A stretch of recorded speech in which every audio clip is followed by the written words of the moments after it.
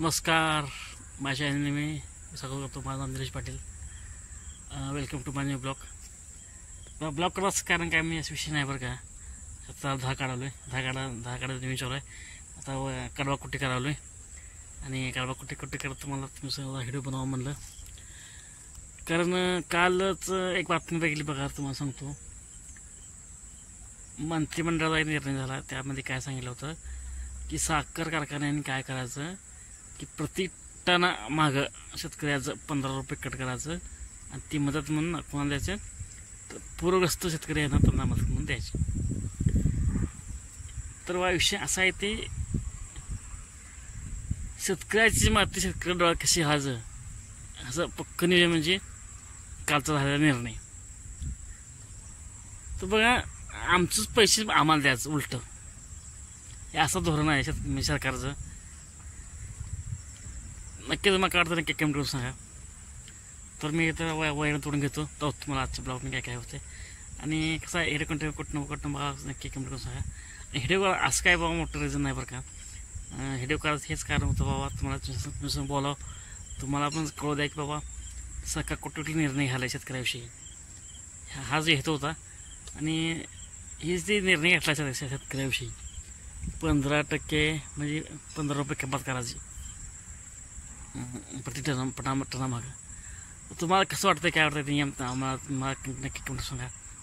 आणि कसं आहे, ही एक शेतकरी म्हणून मात्र ते नियम पटला नाही बरं का.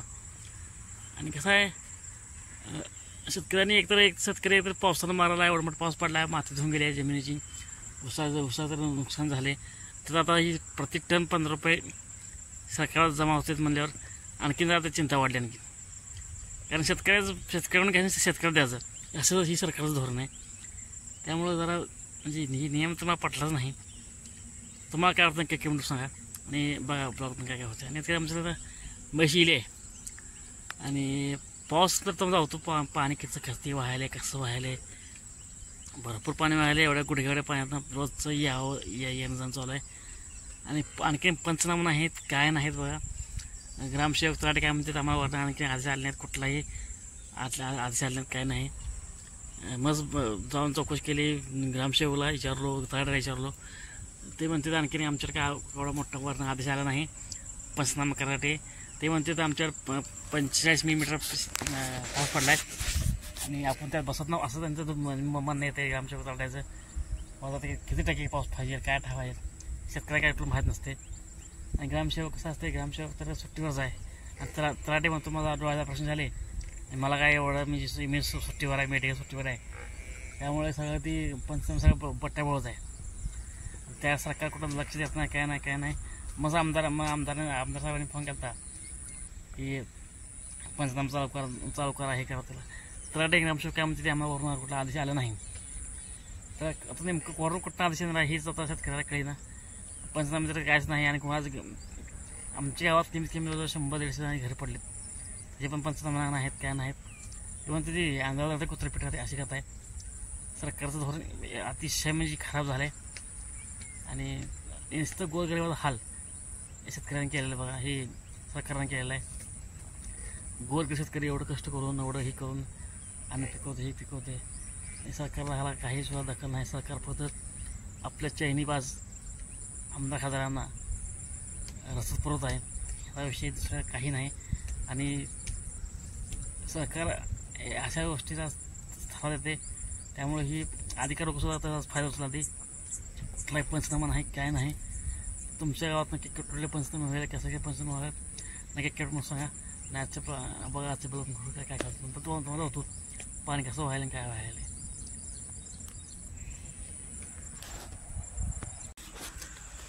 तर आता कडबा कुठे गेला इकडं आणि मेशी या साईडला व्हायचं, व्हायचं तर सोडतो ह्याला, धार काढतो. आणि चला हे बघा आणखी ऑप्शन आहे राहणार ह्या सगळं फवारत बघा, तरी पण गवत झालं नाही कारण पाऊस चवढा झाला आहे. बा पाणी लागले ह्या साईडला खाली ऊस, इथं आहे आपलं कालवडं व्हायचं. आपल्याला घ्यायचं घे वाटर बांधले, आता अडकावले, घे आपले आणून बांधले. त्याला वासरू पाणी घातला म्हणजे याला वडून बांधतो. आणि कसं आहे हे 2 म्हसरं आपल्या इथे बघा, त्यामुळं ना ही म्हैस नाही येईल. आता ही गाई भरून किंवा बैल गावाचा आता कुठे मास केला आहे म्हणजे एक ही आता ही दूध येतं ही गाभरात ह्याचा असं म्हणजे एक दूध आपलं कंटिन्यू खाली आपलं राहते बरोबर नाही. आता पहिला बांधतो आणि धार काढतो परत बोलतो. आता धार झाले दोन्हीची पण वैरण टाकले. तुम्हाला होतं बघा आमच्या पाणी कसं उभारले काय उभारले पाणी बघा. आता पाणी किती आहे पहिलं पाणी किती असे अंदाज घ्या आणि व्हिडिओ लाईक करा, शेअर करा, कमेंट्स करा. चला जेव्हा घरी तो तुम्हाला पाणी कसं आहे काय हे वडा वैता का पाण्याचा, कारण पाण्यात रोज पाण्यात अजून पाण्यात जायला असं झाले. आमचं सगळं पडीक पडले हवा पाणी सगळं पाणी उभारले पाहिजे. पाक रान पाक पडीक पडले सगळे बघा. हे सगळं रान आपलंच आहे आणि पण जायला असं वाटण्या होतं पाणी भरायले. थोडं चिखलातून चालू आहे बघा तुम्हाला चिखलं हवा असं चिखलातून जायचं आपल्याला. शेतकऱ्याचा हाल बघा किती आहे ते हवा खाली बघा हवा खाली बघा हवा म्हणजे बेकार हात हवा कुठलं फ्राड ये नाही पंचनाम्याला ग्रामसेवक नाही काय नाही कोणचं नाही. चला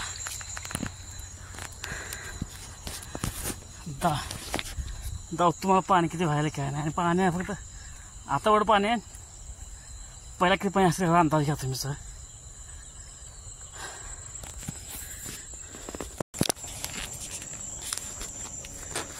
तुम्हाला पाणी बघा पाणी झालं किती भरले बघा. हे पाणी आहे म्हणजे आपल्या उसळ पाणी बघा पाणी आहे हे बघा. हे सगळं आपल्या जमिनीचं नुकसान आहे बरं का, कारण माती वाहून गेले सगळं वाहून गेले आणि एवढंच आहे बाय जास्त नुकसान आमच्या घर पण झाले.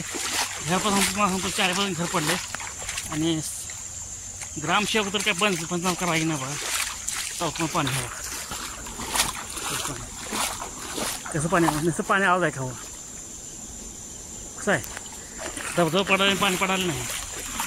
हे अशी कथा शेतकऱ्याची कुठलाही पंचनामा नाही फ्लाटे नाही ग्रामसेवक नाही कोण नाही. आता पण कोणी सुद्धा आलं नाही बांधावर आणि नुसती विचारपूस केली नाही आणि काहीतरी विचार केले का लई भांडणाचं मुळच होते दुसरं काय नाही. नुसतं राजकारण दुसरं काय असं नाही.